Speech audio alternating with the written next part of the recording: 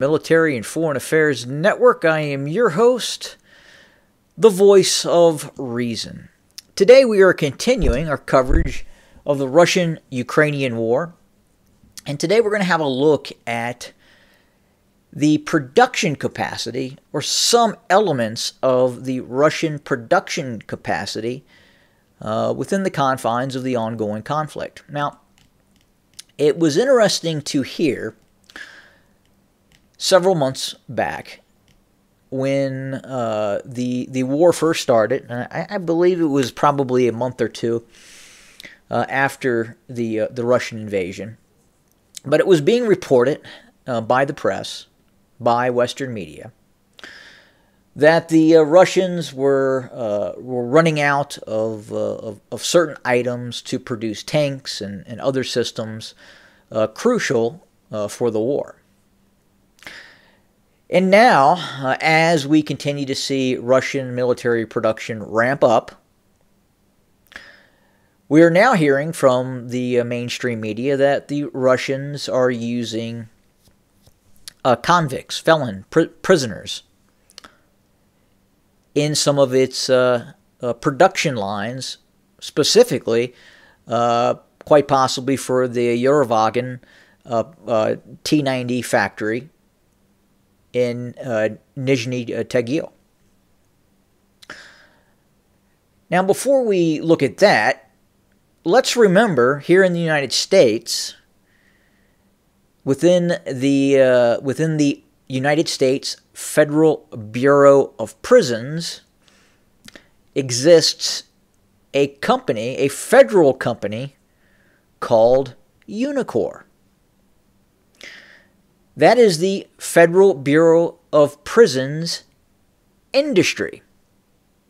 Unicor, which is part of the Federal Bureau of Prisons, uses inmates, convicts, felons to manufacture various items for the federal government, to include R&D and testing of wiring harnesses for U.S. military aircraft.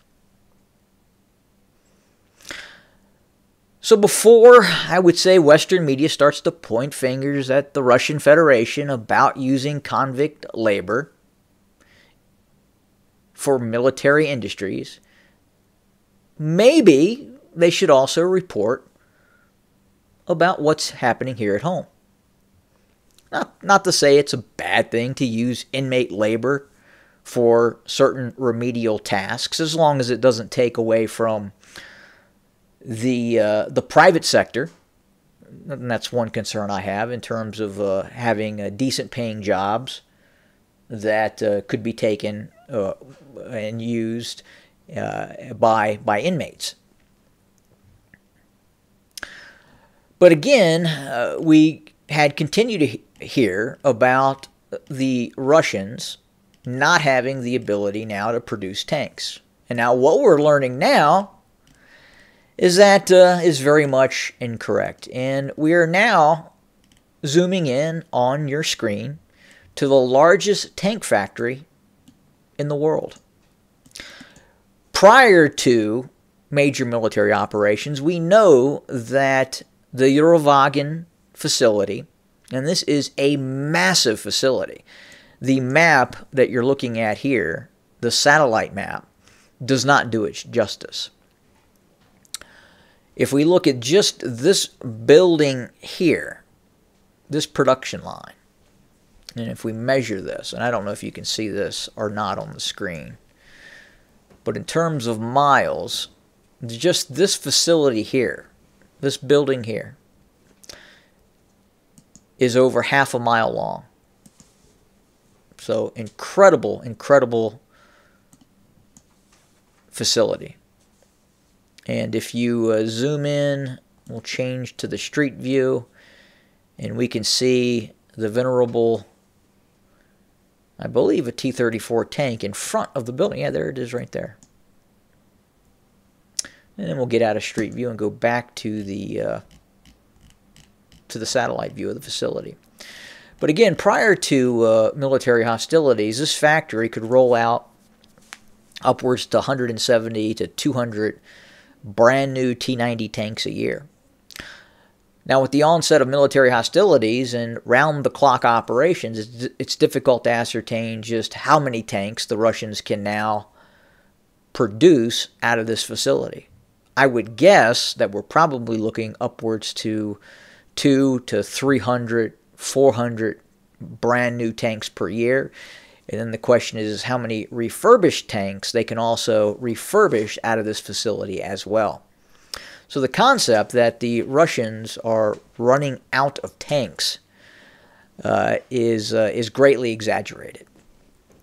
Furthermore, we've also heard the same being said about Russian cruise missiles, and we know now that the Russians indeed are starting to ramp up production of its cruise missiles. And this is not the only, obviously, military facility in the Russian Federation. There are many, many more, but this is just one of the largest, and it's quite impressive to look at. I mean, you can consider this basically a military facility, now a military city. Now, this just doesn't produce tanks; it produces other items as well, such as trains. But again, very, very impressive. And again, to say that the Russians are the first to use inmate labor in military production, be it in history or in the present, is simply something that is not true. To this day, the United States, at Unicor, the Federal Bureau of Prisons Industries, uses inmate labor right now as we speak. Well, it's Sunday, so maybe not today, but tomorrow there will be thousands of United States federal inmates working on various items in the United States producing stuff, to include military items. So I just wanted to point that out. And again, the likelihood that we're going to see the Russians ramp up production and vastly increase its military capacity within the next year is highly likely. Highly likely. And this is just one. I mean, this is just incredible. Look at this place. Just massive. Like they're getting ready to produce Star Destroyers or something here. I don't know. But anyway, incredible. But just wanted to point that out, talk about that, show you what we see, and we'll have more. Have a good day.